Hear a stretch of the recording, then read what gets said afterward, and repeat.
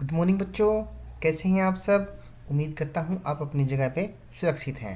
तो आज हम शुरू करने जा रहे हैं कक्षा 5 का जो इंग्लिश का लेसन है द लायन किंग। उसके हमारी लास्ट की जो 3 पंक्तियाँ हैं वो बच गई हैं और उसके बाद हम जो इसका एक्सरसाइज दी गई हैं उनको हम करेंगे। तो आज हम शुरू करते हैं जो आज का हमारा लेसन है द लायन किंग का 5th पार्ट। ठीक है, हमने यहाँ तक कर लिया था कि जो लायन किंग है वह बता रहा है कि किस प्रकार जो सिविलाइज्ड पीपल ने जंगल को ख़राब कर दिया है, उनके जो उसके जो अन्य जानवर थे उनको किस प्रकार उन्होंने मारा है, उनकी जो संसाधन थे उसके अंदर किस प्रकार उनको लूटा गया है, और जो इंसान था वह जो सिविलाइज्ड पीपल है वो उसके फ्लैश यानी कि मांस के लिए, उसकी स्किन के लिए, उसके दांत के लिए और उसके पंजों के लिए किस प्रकार जानवरों को मारते हैं, ये हम सब जो पढ़ चुके हैं। इवन नाउ, यहाँ से हमारा जो लास्ट की 3 लाइन है यहाँ से शुरू होता है।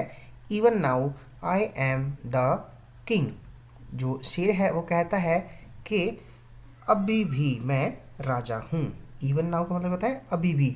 आई एम द किंग, मैं किंग हूँ यानी कि राजा हूँ। But what has become of my kingdom, परंतु मेरे साम्राज्य और एंड माई सब्जेक्ट, बट परंतु मेरे राज्य और जो मेरी प्रजा थी उनको क्या हो गया है, यानी कि what this sorry state of affairs, इतने घृणा से भरे कार्य क्यों हुए।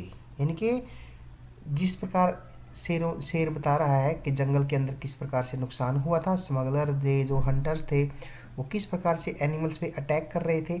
शेर कहता है कि मैं अभी भी राजा तो हूँ, लेकिन मुझे समझ में नहीं आ रहा है कि ये मेरी प्रजा के अंदर और जो मेरे साम्राज्य के अंदर इस प्रकार का जो नुकसान हो रहा है वह इस प्रकार के घृणा से भरे कार्य क्यों हुए। Are not you responsible for that, क्या आप इसके लिए जिम्मेदार नहीं हो। रिस्पॉन्सिबल का यहाँ पर जो मतलब होता है, मीनिंग है, वह है जिम्मेदार। कि क्या आप इस जो आपने ये घृणित कार्य किया है क्या आप इसके रिस्पॉन्सिबल नहीं हो। आर नॉट यू, क्या आप नहीं हैं। थिंक वेल, आप इसके बारे में अच्छी तरह से सोचें। Please find a solution to this problem, और कृपया करके इस समस्या का कोई हल तो आप निकालें। प्रॉब्लम्स मतलब समस्या, और सोल्यूशन का मतलब होता है यहाँ पर हल। जो शेर कहता है कि मैं अभी भी राजा हूँ और इस प्रकार जो मेरी प्रजा के अंदर, मेरे साम्राज्य के अंदर ये कार्य हुए हैं, घृणित कार्य है, तो मैं इससे बहुत हैरान हूँ कि ऐसा क्यों हो रहा है।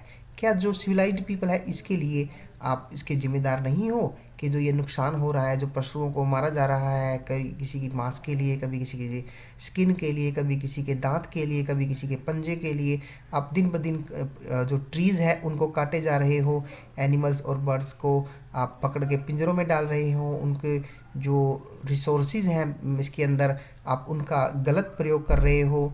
तो जो इसकी सुंदरता थी जंगल की वह किस प्रकार आपने नष्ट कर दी है, और इस प्रकार आप इसके बारे में सोचें और बताएं कि इसका क्या सॉल्यूशन हो सकता है। तो बड़ी ही दयनीय कहानी कह सकते हैं इसको। और इसके बाद हम इसके जो क्वेश्चन आंसर है उसको देख लेते हैं क्या क्या है। यहाँ पर जो पहला प्रश्न है उसको हम पढ़ देते हैं। Which of the following sentences are spoken by the king, इनके राजा के द्वारा जो कौन कौन से सेंटेंस है, वाक्य है, वो बोले गए हैं, उनको टिक करना है आपने कि वो कौन कौन से सही हैं या कौन कौन से उसमें गलत है। हमने सही के ऊपर ही निशान लगा देना है। ठीक। माई किंगडम वॉज नेवर ब्यूटीफुल, तो ये तो शब्द जो राजा ने वो नहीं बोले, जबकि अगर हम बात करें राजा की किंगडम की, यानी कि लोइन की जो किंगडम है, जंगल था, वो तो बड़ा ही सुंदर था। तो नेवर का मतलब होता है कभी नहीं। तो ये क्वेश्चन जो है, जो ये सेंटेंस है वो रॉन्ग है, ये लॉयन ने नहीं कही। My birds saying the sweetest song, yes, जो शेर है उसने यह लाइन कही है, तो ये हम इसको टिक कर देते हैं। None of the hilly tribes lived with us, इसने कहा कि जो हिली ट्राइब्स यानी कि जो पहाड़ी जो जातियां हैं, जनजातियां हैं, वो हमारे साथ नहीं रहती थी। तो ये बिल्कुल गलत है, उनके साथ तो हिली ट्राइब्स जो रहते थे। I was proud of my kingdom, मुझे अपने साम्राज्य पर प्राउड था, गर्व था। तो बिल्कुल था, ये टिक कर देंगे हम इसको। Many of the many of my subjects died, मेरे जो हमारे साथी थे वो बहुत सारे थे और वो डाइड यानी कि मर गए। यस इट इज़ राइट, क्योंकि यह सत्य बात है। तो हम इस एक्सरसाइज को यहीं करते हैं समाप्त, क्योंकि अगला जो वीडियो है वो हम आपको जल्द ही बना के देंगे। आज के लिए बस इतना ही, नेक्स्ट वीडियो में हम आपसे जल्द ही मिलते हैं, ठीक है। तो तब तक के लिए बाय बाय।